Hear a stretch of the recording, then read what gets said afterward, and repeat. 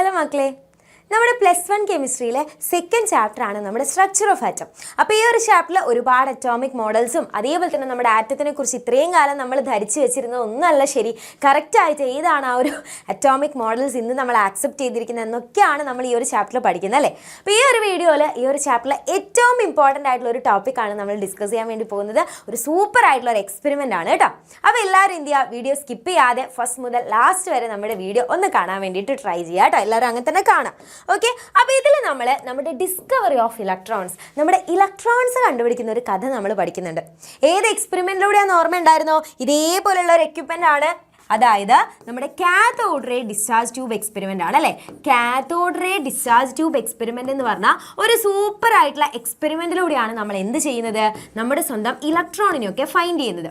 Okay, നമ്മുടെ ഇലക്ട്രോൺസിനെ നമ്മൾ കണ്ടുപിടിക്കുന്നത്. അപ്പോൾ എക്സ്പെരിമെൻ്റൽ സെറ്റപ്പ് ഒന്നും എൻ്റെ മക്കൾക്ക് പഠിക്കാനില്ല, പക്ഷെ നിങ്ങൾ അറിഞ്ഞിരിക്കാം. അതായത് നമ്മൾ ഇതേപോലെയുള്ള ഒരു ഗ്ലാസ് ട്യൂബ് നമ്മൾ എടുക്കും, അതിൻ്റെ രണ്ടറ്റത്ത് നമ്മൾ 2 മെറ്റൽ പ്ലേറ്റ്സ് വെക്കും.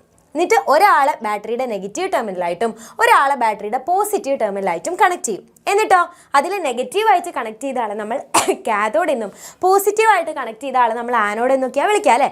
ഇതിൽ ആനോഡിൽ നമ്മളൊരു സൂത്രം കാണിക്കും. ആനോഡിൽ പോയിട്ട് നമ്മൾ എന്ത് ചെയ്യുന്നറിയോ, കുട്ടി കുട്ടി കുട്ടി ഹോൾസ് ഇടും. മിസ് ഇതൊക്കെ ഒന്ന് വരച്ച് കാണിച്ചു തരാം കേട്ടോ. അതായത് സോറി മക്കളെ, ഇതേപോലെ ഒരു ഗ്ലാസ് ട്യൂബാണ് ആദ്യം നമ്മൾ എടുക്കുന്നത്. ഓക്കെ, ഇതേപോലെ ഒരു ഗ്ലാസ് ട്യൂബ് നമ്മൾ എടുക്കുക.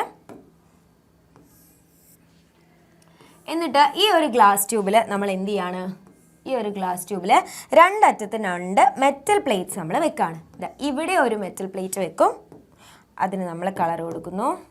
യെസ്, ഇനി ഇതാ ഈ സൈഡിൽ നമ്മൾ ഒരു മെറ്റൽ പ്ലേറ്റ് വെക്കും. അയ്യോ, കളർ മാറ്റാൻ മറന്നുപോയല്ലോ മക്കളെ. യെസ്, ഈ സൈഡിൽ നമ്മളൊരു മെറ്റൽ പ്ലേറ്റ് വെക്കുന്നു. എന്നിട്ട് എന്ത് ചെയ്യുന്നു, അതിന് കളർ കൊടുക്കുന്നു. ഇനി ഇതാ ഇതിനെ നമ്മൾ ബാറ്ററിയുടെ നെഗറ്റീവ് ടെർമിനലായിട്ട് കണക്ട് ചെയ്യുന്നു. നെഗറ്റീവായിട്ട് കണക്ട് ചെയ്യുന്ന വെച്ചാൽ ചെറിയ വരെയാണ് നെഗറ്റീവ് അല്ലേ. ഇതിനെ നമ്മൾ ബാറ്ററിയുടെ പോസിറ്റീവ് ടെർമിനലായിട്ട് കണക്ട് ചെയ്യുന്നു. ബാറ്ററിയുടെ നെഗറ്റീവ് ടെർമിനലായിട്ട് കണക്ട് ചെയ്ത ആളെ നമ്മൾ എന്താ വിളിക്കുക, കാഥോഡ് എന്ന് വിളിക്കും. ഓക്കെ, കാഥോഡ് എന്ന് വിളിക്കും. ആൻഡ് ബാറ്ററിയുടെ പോസിറ്റീവ് ടെർമിനലായിട്ട് കണക്ട് ചെയ്ത ആളെ നമ്മൾ എന്ത് വിളിക്കും, ആനോഡ് എന്ന് വിളിക്കും.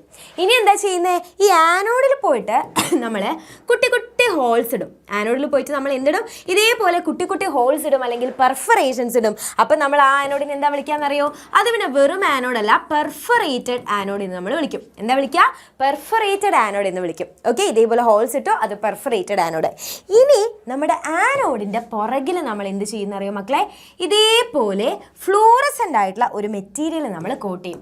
ഓക്കെ, ആനോഡിൻ്റെ പുറകിൽ നമ്മൾ ഇതേപോലെ ഫ്ലൂറസെൻ്റ് ആയിട്ടുള്ള ഒരു മെറ്റീരിയൽ നമ്മൾ കോട്ട് ചെയ്യും. നമ്മുടെ സിങ്ക് സൾഫേറ്റ്, ZnS എന്ന് പറയുന്ന നമ്മുടെ സിങ്ക് സൾഫേറ്റ് ഒക്കെ ആയിരിക്കും നമ്മൾ ആ ഒരു ഫ്ലൂറസെൻ്റ് മെറ്റീരിയൽ ഒക്കെ ആയിട്ട് യൂസ് ചെയ്യുന്നത്. ഇനി നമ്മൾ ഇതിലൊരു കണ്ടീഷൻ അപ്ലൈ ആണ്. എന്താണ് ആ കണ്ടീഷൻ എന്നറിയോ, high voltage and low pressure. നമ്മൾ ഇതിന് എന്ത് കൊടുക്കുകയാണ്, നല്ല ഹൈ വോൾട്ടേജ് നമ്മൾ കൊടുക്കുകയാണ്. അതേപോലെ തന്നെ ലോ പ്രഷറും, പ്രഷർ കുറച്ച് നല്ല voltage, high voltage and low pressure എന്ന് പറയുന്ന ഒരു കണ്ടീഷൻ അപ്ലൈ ചെയ്യുന്ന സമയത്ത് നമുക്ക് എന്താ കാണാൻ പറ്റുമെന്നറിയോ, ആനോഡിൻ്റെ പുറകിൽ നമ്മൾ ആ ഒരു കോട്ട് ചെയ്തിട്ടുള്ള ആ ഒരു സിങ്ക് സൾഫൈഡിൻ്റെ കോട്ടിങ്ങിലെ അവിടെയൊക്കെ നമുക്ക് ഇതേപോലെ ഒരു ഗ്രീൻ ഗ്ലോ നമുക്ക് കാണാൻ പറ്റും. ഇവിടെയൊക്കെ എന്ത് കാണാൻ പറ്റും, ഒരു ഗ്രീൻ ഗ്ലോ നമുക്ക് കാണാൻ പറ്റും. അപ്പോൾ നമുക്ക് മനസ്സിലായി ഈ ഒരു high voltage and low pressure എന്ന് പറയുന്ന ആ ഒരു കണ്ടീഷൻ അപ്ലൈ ചെയ്ത സമയത്ത് ആരൊക്കെയോ നമ്മുടെ കാഥോഡിൽ നിന്ന് ബാഗും പാക്ക് ചെയ്ത് എങ്ങോട്ടേക്ക് യാത്ര പുറപ്പെട്ടിട്ടുണ്ട്, നമ്മുടെ സ്വന്തം ആനോഡിനെ ലക്ഷ്യമാക്കി യാത്ര പുറപ്പെട്ടിട്ടുണ്ട് എന്നുള്ള കാര്യം നമുക്ക് മനസ്സിലായി.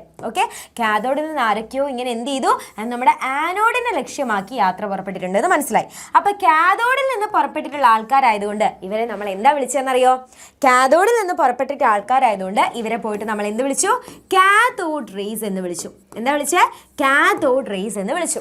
ക്ലിയർ, ഈ ഒരു എക്സ്പെരിമെൻറ്റ് ക്ലിയർ ആയോ? അപ്പോൾ നമ്മുടെ ജെ തോംസൺ എന്ന് പറയുന്ന ഗ്രേറ്റ് സയൻറ്റിസ്റ്റ് ആണ് നമ്മുടെ ഈ ഒരു എന്ത് ചെയ്തിട്ടുള്ളത്, ഡിസ്ചാർജ് ട്യൂബ് എക്സ്പെരിമെൻറ്റിലൂടെ എന്ത് കണ്ടുപിടിച്ചിട്ടുള്ളത്, നമ്മുടെ ഇലക്ട്രോൺസിനൊക്കെ കണ്ടുപിടിച്ചിട്ടുള്ളത്. ഓക്കെ, അപ്പോൾ ഇങ്ങനെ കാഥോഡിൽ നിന്ന് ആനോഡിലേക്ക് പോയ ആൾക്കാരായതുകൊണ്ട് അവരെ നമ്മൾ എന്താ വിളിച്ചത്, കാഥോഡ് റേസ് എന്ന് വിളിച്ചു. ഇനി നമുക്ക് പഠിക്കാനുള്ളത് ഈ ഒരു കാഥോഡ് റേസിൻ്റെ പ്രോപ്പർട്ടീസാണ്.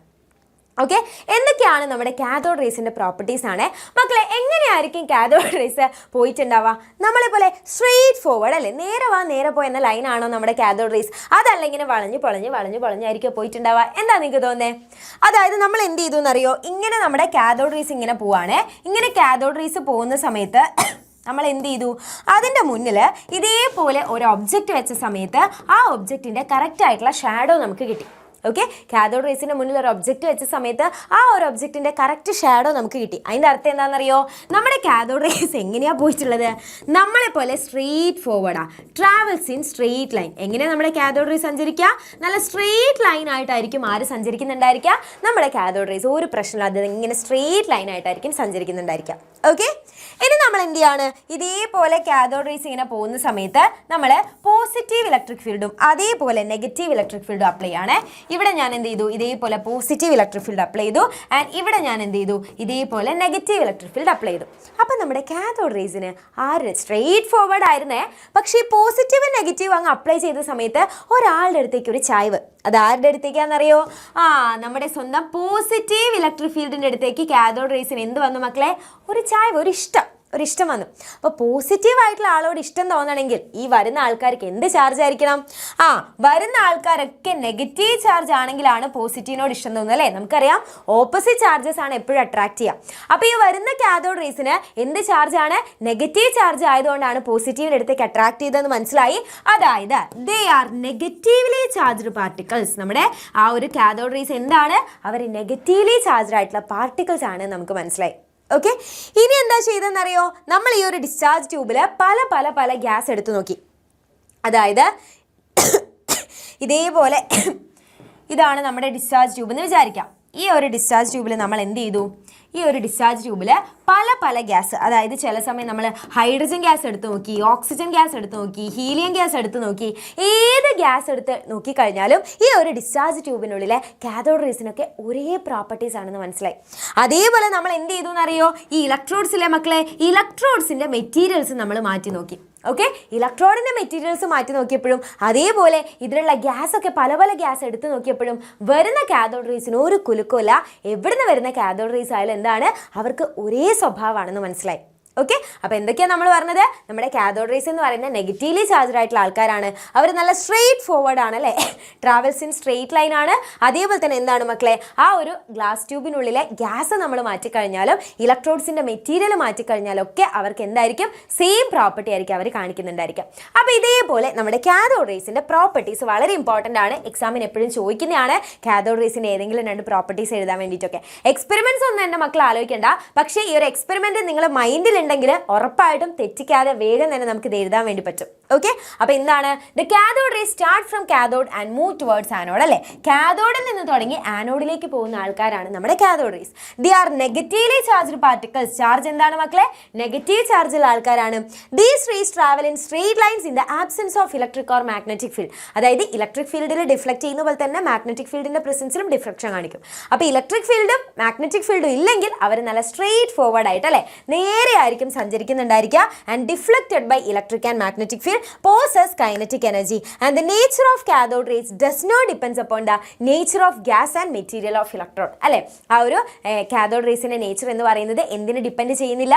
നമ്മൾ ഗ്ലാസ് ട്യൂബിനുള്ളിൽ എടുക്കുന്ന ഗ്യാസിൻ്റെ നേച്ചറിനെയോ അതോ നമ്മൾ ഇലക്ട്രോഡ് ഉണ്ടാക്കാൻ എടുക്കുന്ന ആ ഒരു മെറ്റീരിയൽസിനെ ഒന്നും എന്ത് ചെയ്യുന്നില്ല? ഡിപ്പെൻഡ് ചെയ്യുന്നില്ല. അപ്പോൾ ഇത്രയും പ്രോപ്പർട്ടീസ്, അതായത് കാഥോഡ് റേസിൻ്റെ മിനിമം ഒരു 4 പ്രോപ്പർട്ടീസ് എൻ്റെ മക്കളെ എന്ത് ചെയ്യുക? ഓർത്ത് വെക്കുക. കാരണം 2 മാർക്കിന് എപ്പോഴും എക്സാമിന് ക്വസ്റ്റ്യൻ ചോദിക്കുന്നതാണ്. Right any 2 characteristics of cathode rays. ഇതേപോലെ ഒരു മിനിമം 4 പോയിന്റ്സ് എൻ്റെ മക്കൾ കറക്റ്റായിട്ട് ഓർത്തിരിക്കുക കേട്ടോ. ക്ലിയർ ആണോ? അങ്ങനെയാണെങ്കിൽ നിങ്ങൾ നമ്മുടെ +1 മക്കളായതുകൊണ്ട് തന്നെ നിങ്ങളോട് എനിക്ക് ഒരു അടിപൊളി ഹാപ്പി ന്യൂസ് ഷെയർ ചെയ്യാനുണ്ട്.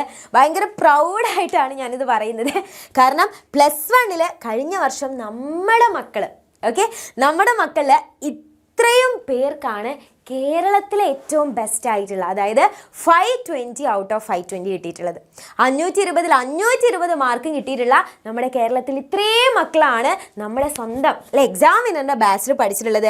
ഇനി ബൈ ചാൻസ് 1 മാർക്കൊക്കെ മിസ്സായി പോയിട്ടില്ല ഇത്രയും മക്കളുണ്ട്, 2 മാർക്ക് മിസ്സായി പോയിട്ടില്ല ഇത്രയും മക്കളുണ്ട്. അപ്പോൾ ഈ വർഷത്തെ നമ്മുടെ +1 റിസൾട്ട് എന്ന് പറയുന്നത് നല്ല സൂപ്പർ ഡ്യൂപ്പർ റിസൾട്ടാണ് ഈ ഒരു വർഷം നമുക്ക് കിട്ടിയിട്ടുള്ളത്. അപ്പോൾ അതേപോലെ തന്നെ എൻ്റെ മക്കൾക്കും ഉറപ്പായിട്ടും നമ്മുടെ ബാച്ചിൽ ജോയിൻ ചെയ്ത് കഴിഞ്ഞാൽ ഇത് നമ്മളെ ഉറപ്പ് തരുന്ന പ്രോമിസ് ചെയ്യുന്ന കാര്യമാണ്. ഉറപ്പായിട്ടും നിങ്ങൾക്കും ഇതേപോലെ ഫുൾ മാർക്കൊക്കെ വാങ്ങിക്കാൻ വേണ്ടി പറ്റും. അപ്പോൾ അതിന് വേണ്ടിയിട്ട് ഇതാണ് നമ്മുടെ ഓവറോൾ റിസൾട്ട്. 650+ ഫുൾ A+കളൊക്കെ നമുക്ക് കിട്ടിയിട്ടുണ്ട്.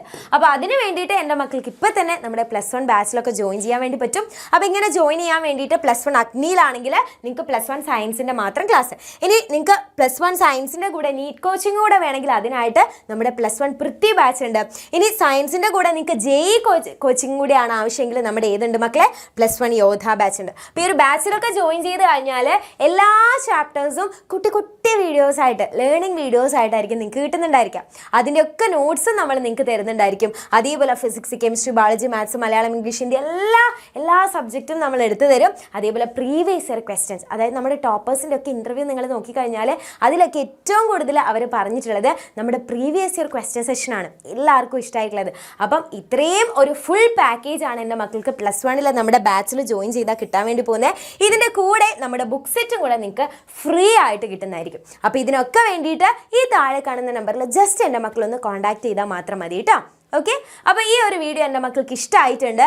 ആൻഡ് ഇങ്ങനത്തെ വീഡിയോസൊക്കെ ഇനിയും വേണമെന്നാണെങ്കിൽ ഒന്ന് നമ്മുടെ കമൻറ്റ് ബോക്സിൽ കമൻറ്റ് ചെയ്യുക. ആൻഡ് നമ്മുടെ സ്ട്രക്ചർ ഓഫ് ആറ്റത്തിൽ ഏത് ടോപ്പിക്കാണ് നിങ്ങൾക്ക് ഡിഫിക്കൽട്ടായിട്ട് തോന്നുന്നത്, അല്ലെങ്കിൽ ഏത് ടോപ്പിക്കിൻ്റെ വീഡിയോ ആണ് നിങ്ങൾക്ക് ആവശ്യമുള്ളത് എന്നുള്ള കാര്യം കൂടെ ഒന്ന് നമ്മുടെ കമൻറ്റ് ബോക്സിൽ കമൻറ്റ് ചെയ്യുക കേട്ടോ. താങ്ക്